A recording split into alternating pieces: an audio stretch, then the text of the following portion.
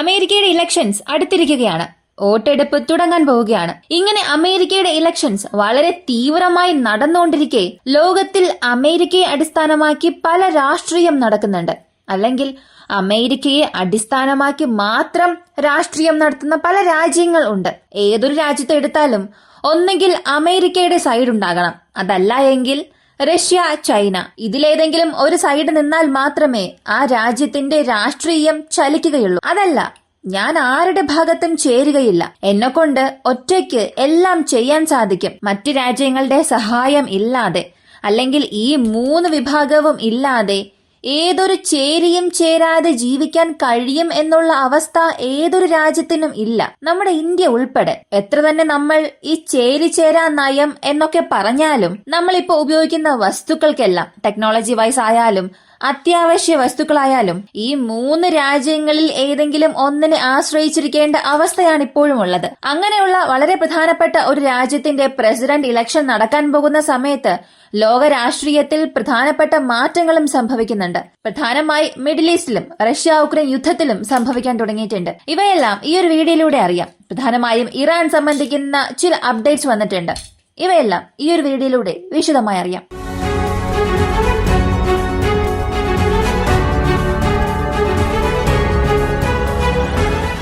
Russia Ukraine യുദ്ധത്തെ സംബന്ധിച്ചിടത്തോളം Trump ഭരണത്തിൽ വരികയാണെങ്കിൽ എങ്ങനെയുള്ള മാറ്റങ്ങളായിരിക്കും അവിടെ സംഭവിക്കുക? ഒരു പക്ഷേ ഉക്രൈൻ ജയിക്കുന്ന അവസ്ഥ വരുമോ? അതല്ലെങ്കിൽ മറ്റൊരു ഭാഗത്ത് റഷ്യയെ ട്രംപിനെ കൊണ്ട് തോൽപ്പിക്കാൻ കഴിയുമോ എന്നുള്ള ഒരു ചോദ്യം നമ്മുടെ മനസ്സിൽ ഉണ്ടായിരിക്കും. ഇതിനുള്ള ഉത്തരം പലർക്കും അറിയാം. ഒന്നുകൂടെ പറയുകയാണെങ്കിൽ, എത്ര തന്നെ പുറം ലോകത്തിന് ഈ രണ്ട് വ്യക്തികളും, ട്രംപ് ആയാലും പുടിൻ ആയാലും ശത്രുക്കളെ പോലെയാണെങ്കിലും അകമേ ഇവർക്കൊരു സൗഹൃദമുള്ളതായി പല വ്യക്തികൾ സംസാരിച്ചിട്ടുണ്ട്. ഇപ്പോ അമേരിക്കയുടെ കറന്റ് പ്രസിഡന്റായ ബൈഡൻ ഉൾപ്പെടെ. അതിനുള്ള കാരണം, നേരത്തെ ട്രംപ് ജയിച്ച ഇലക്ഷനിൽ റഷ്യയുടെ ഇൻഫ്ലുവൻസ് ഉണ്ടായിരുന്നു. റഷ്യയുടെ സൈബർ സെക്യൂരിറ്റി ഫോഴ്സസും റഷ്യയുടെ ഹാക്കേഴ്സും ഒരുപാടിടങ്ങളിൽ ഈ മത്സരത്തിന്റെ അവസാന വിധിയെ മാറ്റാനുള്ള പല ശ്രമങ്ങൾ നടത്തിയിട്ടുണ്ട്. അമേരിക്കൻ പ്രസിഡന്റ് ഇലക്ഷനിൽ റഷ്യയുടെ ഇൻഫ്ലുവൻസ് ഉണ്ടായിരുന്നുവെന്ന് ഒരുപാട് സ്ഥലങ്ങളിൽ പറഞ്ഞിട്ടുണ്ട്. ഓപ്പണായി തന്നെ ഒരു അക്യൂസേഷൻ നടത്തിയിട്ടുണ്ട്. എപ്പോഴത്തെയും പോലെ റഷ്യ അതൊന്നും വലുതായി എടുത്തതേയില്ല.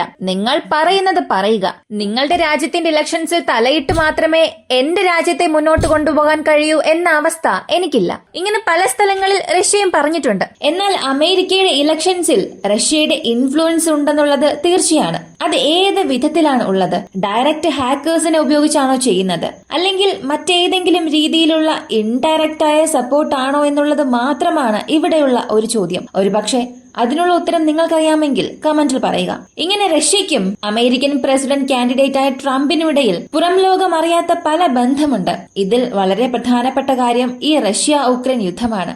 റഷ്യ ഉക്രൈൻ യുദ്ധത്തിൽ നേരത്തെ തന്നെ ട്രംപിന്റെ നിലപാട് വളരെ വ്യക്തമായി പറഞ്ഞിട്ടുണ്ട്. ഞാൻ ഭരണത്തിൽ വരികയാണെങ്കിൽ എത്ര പെട്ടെന്ന് ഈ യുദ്ധം അവസാനിപ്പിക്കാൻ കഴിയുമോ അത്രയും പെട്ടെന്ന് ഞാൻ അവസാനിപ്പിക്കും. തീർച്ചയായും എന്നെ കൊണ്ട് അത് സാധിക്കും. ഉക്രൈനെ റഷ്യയുമായി യുദ്ധം ചെയ്യിപ്പിക്കാതിരിക്കാൻ, അല്ലെങ്കിൽ ഉക്രൈനെ സമാധാനത്തിലേക്ക് കൊണ്ടുവരാൻ എന്നെ കൊണ്ട് എന്തെല്ലാം ചെയ്യാൻ സാധിക്കുമോ അതെല്ലാം ഞാൻ ചെയ്യുമെന്ന് അദ്ദേഹം ഒരു ഇന്റർവ്യൂവിൽ പറഞ്ഞിരുന്നു. അതുപോലെ പല ഇന്റർവ്യൂസിൽ അത് റീകൺഫേം ചെയ്തിട്ടുണ്ട്. ഇപ്പോ ഇത് സംബന്ധിക്കുന്ന രീതിയിൽ റഷ്യയോട് ചില ചോദ്യങ്ങൾ ചോദിച്ചു. അമേരിക്കയുടെ ഇലക്ഷൻസിനെ നിങ്ങൾ എങ്ങനെയാണ് കാണുന്നത്? ട്രംപിന് ഒരുപാട് പിന്തുണ ലഭിക്കുന്നുണ്ട്. ഒരുപക്ഷെ ട്രംപ് ഭരണത്തിൽ വരികയാണെങ്കിൽ ഈ റഷ്യ ഉക്രൈൻ യുദ്ധം അവസാനിക്കുമോ? ട്രംപ് ഏതെങ്കിലും ഒരു പ്ലാൻ പ്രപ്പോസ് ചെയ്താൽ നിങ്ങൾ അത് അംഗീകരിക്കുമോ? ഇങ്ങനെ പുടിനോട് ഒരു ചോദ്യം ചോദിച്ചു. അദ്ദേഹം വളരെ ലളിതമായി ഒരു മറുപടി പറഞ്ഞു. ട്രംപ് ഭരണത്തിൽ വരും, അല്ലെങ്കിൽ ട്രംപ് ഭരണം പിടിച്ചെടുക്കാൻ സാധ്യതയുണ്ടെന്ന് ഒരുപാട് പേർ പറയുന്നു എന്നൊക്കെ നിങ്ങൾ പറയുന്നു. ഒരു പക്ഷേ അദ്ദേഹം ഭരണത്തിൽ വരികയാണെങ്കിൽ തീർച്ചയായും അദ്ദേഹത്തിന്റെ പ്രപ്പോസൽ അംഗീകരിക്കും. റഷ്യ ഉക്രൈൻ യുദ്ധം വളരെ ലളിതമായ ഒരു ചർച്ചയിലൂടെ അവസാനിപ്പിക്കാനുള്ള സാധ്യതകളുണ്ട്. നേരത്തെ ഇത് ഒരുപാട് പേർ പറഞ്ഞിട്ടുണ്ട്. റഷ്യയുടെ നിലപാടും അതുതന്നെയാണ്. ഒരു പക്ഷേ ട്രംപ് റഷ്യക്ക് യാതൊരു പ്രശ്നവും ഇല്ലാത്ത രീതിയിലുള്ള ഒരു പീസ് പ്ലാൻ കൊണ്ടുവന്നു, അല്ലെങ്കിൽ റഷ്യ ഉക്രൈൻ യുദ്ധത്തെ അവസാനിപ്പിക്കാനുള്ള ശ്രമങ്ങൾ എടുക്കുകയാണെങ്കിൽ അത് ഞങ്ങൾ മുഴുവനായും അംഗീകരിക്കുമെന്ന് ട്രംപിനെ പിന്തുണച്ചുകൊണ്ട് സംസാരിക്കാൻ തുടങ്ങിയിട്ടുണ്ട്. ഇങ്ങനെ റഷ്യയ്ക്കും ട്രംപിനും ഇടയിലുള്ള ബന്ധം ഒരു ഭാഗത്ത് പോയിക്കൊണ്ടിരിക്കുന്ന അതേസമയം ഇത് വലിയ പ്രശ്നമായി മാറാൻ പോകുന്നത് ഇറാനായിരിക്കും. അടുത്തത് ചൈനയായിരിക്കും. സത്യത്തിൽ ട്രംപ് ഭരണത്തിലുണ്ടായിരുന്ന സമയത്ത് റഷ്യ അങ്ങനെ യാതൊരു പ്രശ്നവും ചെയ്തിട്ടില്ലായിരുന്നു. അതുകൂടാതെ ചൈനക്കെതിരെ എന്തെല്ലാം ചെയ്യാൻ സാധിക്കുമോ, ഇറാനെതിരെ എന്തെല്ലാം ചെയ്യാൻ സാധിക്കുമോ അതെല്ലാം ട്രംപ് ചെയ്തിട്ടുണ്ട്. ന്യൂക്ലിയർ ഡീൽ വിട്ട് പുറത്തു വന്നതുൾപ്പെടെ ഇങ്ങനെ വളരെ പെട്ടെന്ന് തീരുമാനം എടുക്കാൻ കഴിയുന്ന വ്യക്തി ട്രംപ് തന്നെയാണ്. കോവിഡ് വൈറസിനെ വുഹാൻ വൈറസ് എന്ന് പറഞ്ഞ കാര്യങ്ങളൊക്കെ നിങ്ങൾ മറന്നിട്ടുണ്ടാകില്ല. ഇപ്പോ ട്രംപിനും ചൈനയ്ക്കും ഇടയിൽ ഏത് രീതിയിലുള്ള ബന്ധമാണെന്ന് ഇതിലൂടെ തന്നെ മനസ്സിലായിട്ടുണ്ടാകും. ഇപ്പൊ ഇറാനെ സംബന്ധിച്ച് അമേരിക്കയുടെ B-52 ബോംബേഴ്സ് മിഡിൽ ഈസ്റ്റിൽ ഒരുപാട് സ്ഥലങ്ങളിൽ വന്നിട്ടുണ്ട്. ഖത്താറിന്റെ എയർബേസിൽ വന്നു എന്നും പറയുന്നുണ്ട്. ഇവയെല്ലാം കാണിച്ചുകൊണ്ട് ഇറാന്റെ സുപ്രീം ലീഡറും IRGCയുടെ ടോപ്പ് കമാൻഡോസും ഒരു മീറ്റിംഗ് വിളിച്ചുകൂട്ടി. അത് അവസാനിച്ചതിന് ശേഷം അവർ നടത്തിയ ഒരു പ്രഖ്യാപനം, ഇത്തവണ ഓപ്പറേഷൻ ട്രൂ പ്രോമിസ് 3 ഇസ്രായേലിനെതിരെ വരികയാണെങ്കിൽ ഇതുവരെയും ഇസ്രായേൽ കണ്ടിട്ടില്ലാത്ത വിധത്തിലായിരിക്കും ഇറാന്റെ ആക്രമണം ഉണ്ടാവുക. ഞങ്ങൾ ഇത്തവണ ആരെയും ഭയപ്പെടാൻ പോകുന്നില്ല.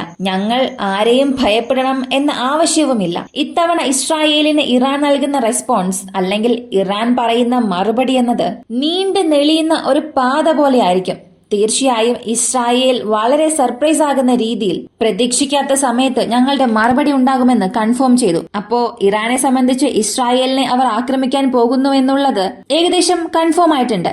പക്ഷെ എങ്ങനെ അത് ചെയ്യാൻ പോകുന്നു, എവിടെ ചെയ്യാൻ പോകുന്നു, എപ്പോ ചെയ്യാൻ പോകുന്നു, ഇതെല്ലാമാണ് ഒരു ചോദ്യമായുള്ളത്. കൂടാതെ ഇപ്പോൾ വരെയും ഈ യുദ്ധം ആരംഭിച്ച അന്നു മുതൽ ഹിസ്ബുള്ളയ്ക്കും ഇസ്രായേലിനും ഇടയിലുള്ള പ്രശ്നം അധികമായപ്പോൾ ഗാസയിലെ പ്രശ്നം ആരംഭിച്ചതു മുതൽ ആയുധങ്ങൾക്ക് വേണ്ടി മാത്രം 22 ബില്യൺ അമേരിക്കൻ ഡോളറാണ് ഇസ്രായേലിന് ഇതുവരെയും അമേരിക്ക നൽകിയത്. ഇത് ഒരു സാധാരണ എമൗണ്ട് അല്ല. ഒരു പ്രത്യേക വർഷത്തിൽ അമേരിക്ക ഇസ്രായേലിന് ഇത്ര വലിയ തുകയ്ക്കുള്ള ആയുധ സഹായം നൽകുന്നത് ഇതാദ്യമായാണ്. 70s 80s കാലഘട്ടത്തിന് ശേഷം 1970 80 ആ ഒരു സമയത്ത് ഇസ്രായേലിനും അറബ് രാജ്യങ്ങൾക്കുമിടയിൽ ഒരുപാട് പ്രശ്നങ്ങൾ, പല യുദ്ധങ്ങൾ വന്നിട്ടുണ്ടായിരുന്നു. അതിനുശേഷം ഏകദേശം 50 വർഷങ്ങൾ കഴിഞ്ഞ് അധികമായി അമേരിക്കയുടെ സഹായം ആയുധങ്ങളുടെ രൂപത്തിൽ ഇപ്പോഴാണ് ഇസ്രായേലിലേക്ക് വരാൻ തുടങ്ങിയത്. ഇത് മിഡിൽ ഈസ്റ്റിൽ ഒരു നല്ല സൂചനയേ അല്ല. ഈ ഒരു യുദ്ധം അവസാനിച്ചാൽ മാത്രമേ മിഡിൽ ഈസ്റ്റിൽ ഒരു സമാധാനം ഉണ്ടാവുകയുള്ളൂ. ഒരുപക്ഷെ അമേരിക്കയിൽ